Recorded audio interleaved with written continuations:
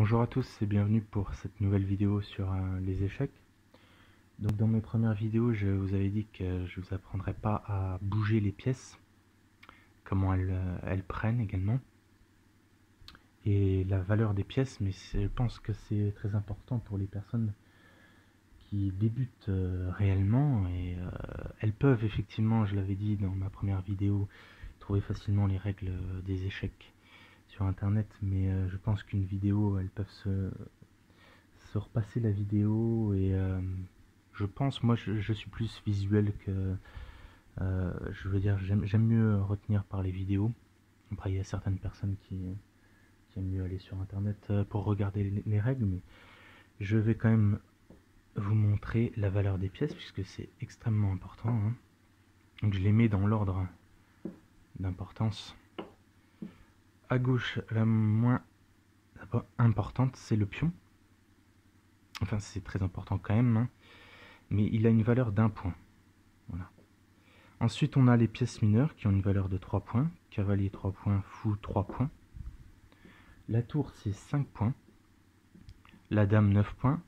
Et le roi, donc, valeur absolue, puisque le but, c'est de mater aux échecs.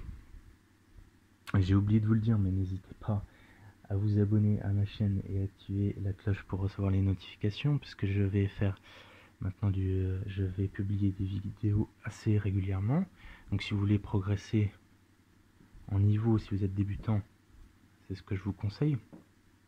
Pour les tactiques de base également, j'en ai beaucoup sous la main, donc abonnez-vous, n'hésitez pas.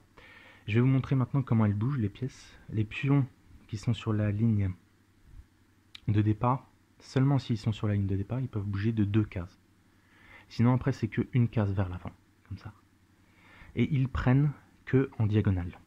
C'est-à-dire que si on a un autre pion là, ils peuvent le prendre.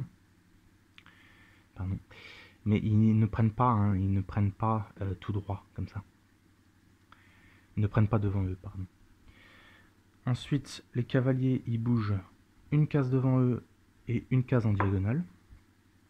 Ce qui est très important à retenir pour les cavaliers, c'est aussi qu'ils peuvent sauter par-dessus les autres pièces, hein. Voilà. Donc comme un cavalier, un cheval. Voilà. Voilà. Donc remarquez, j'ai changé de livre. C'est plus Fischer, c'est Botvinnik, qui est également très fort aux échecs, pour ceux qui connaissent. Un grand maître russe de l'époque. Le fou, pardon. Le fou. Que en diagonale. Dans n'importe quelle case. En diagonale. Partout. Voilà. La tour, elle, c'est une croix. C'est-à-dire partout, de n'importe quelle case. Mais sauf en diagonale, l'inverse du fou. Et la dame, c'est un fou plus une tour combinée en matière de déplacement. Très important, à 9 points, je vous le rappelle. De n'importe quelle case. Donc elle peut vraiment aller partout en fait. Vous voyez. Par contre, elle peut pas faire un truc comme un cavalier, elle peut pas faire des trucs comme ça. Elle peut pas se téléporter non plus. C'est pas n'importe quoi. Voilà, alors le roi, lui, c'est une dame, sauf que lui, c'est de partout, mais d'une case. Une seule case partout. Autour de lui, voilà. Ce rayon d'action là. Hein. Hop. Voilà, donc j'ai tout dit sur les valeurs des pièces plus les déplacements. On peut regarder une partie, je veux dire, le but, je vous ai déjà dit, c'est de prendre le centre outre de mater le roi, effectivement. Donc ce que je conseille pour les débutants, c'est d'avancer le pion du roi, hein, E4. Généralement, si c'est un débutant, de toute façon, ils vont répondre E5. Une partie assez simple, cavalier F3, cavalier C6. Et là, on peut rentrer, moi, dans l'écossaise, par exemple, moi, je la pratique, c'est D4. Voilà.